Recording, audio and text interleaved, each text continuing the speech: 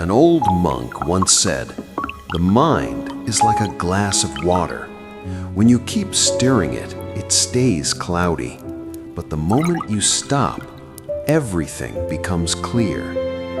Today, I'm going to tell you a short story, but if you truly listen, it might silence the storm inside your head forever.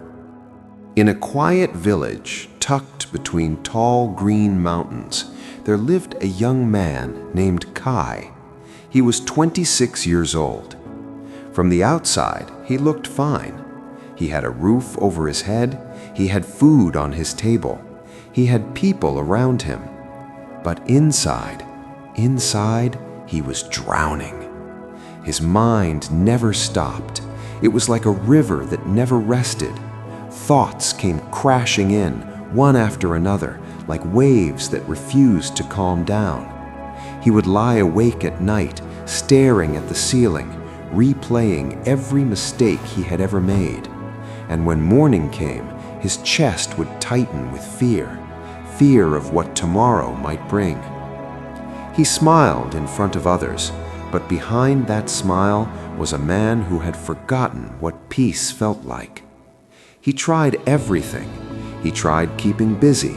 He tried sleeping longer. He even tried running away from his own thoughts. But no matter where he went, his mind followed. One evening, while sitting alone by the river, an old woman passed by.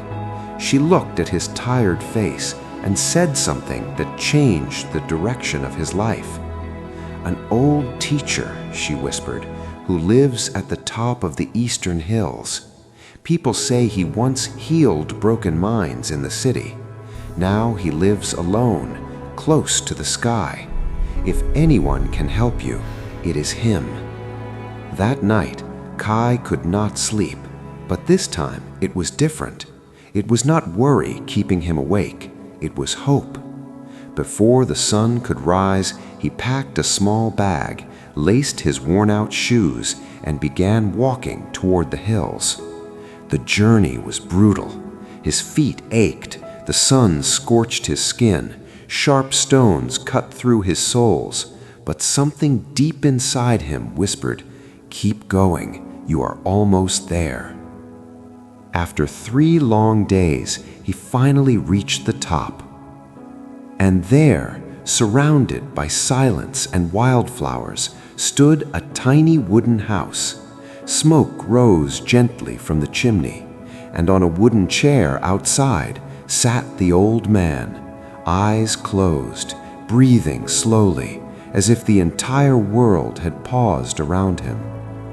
Kai approached him quietly and said, "Teacher, I have come a very long way. My mind is a battlefield. Thoughts attack me day and night. I have no peace. Please show me how to make it stop." The old man opened his eyes slowly. He did not speak at first. He just looked at Kai deeply, as if he was reading every wound hidden beneath the surface. Then he smiled softly and said, "You want peace?" Kai nodded desperately. "Then come with me," said the old man. "I will not give you advice. I will give you an experience." He led Kai to a small stone table in the garden.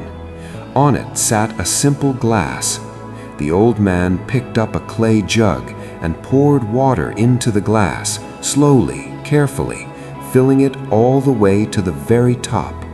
One more drop and it would overflow. He placed the glass gently into Kai's hands and said, "Walk to the end of the village path and come back, but listen carefully. Do not let a single drop fall, not one." Kai looked at him, confused, but he did not argue. He held the glass with both hands and began to walk. The path was uneven. Stones lay scattered across the ground. Children ran past him, laughing and shouting. A dog barked loudly behind a wooden fence. Merchants called out prices in the market square. The wind blew hard against his face. But Kai noticed none of it. His eyes were locked on the water. His breathing slowed. His steps became careful, measured, present. The noise around him faded. The chaos disappeared. And for the first time in years, his mind was completely silent.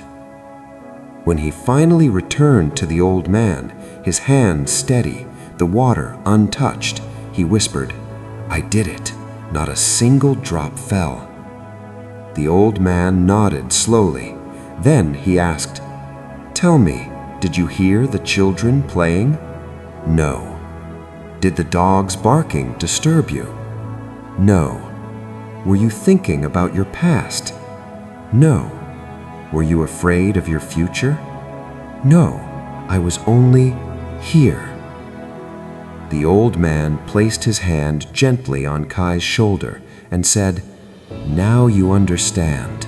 The peace you traveled 3 days to find was never in these mountains. It was always inside you. The moment you gave your mind one single point of focus, the present moment, every fear disappeared. Every regret vanished. Your mind became still, like calm water.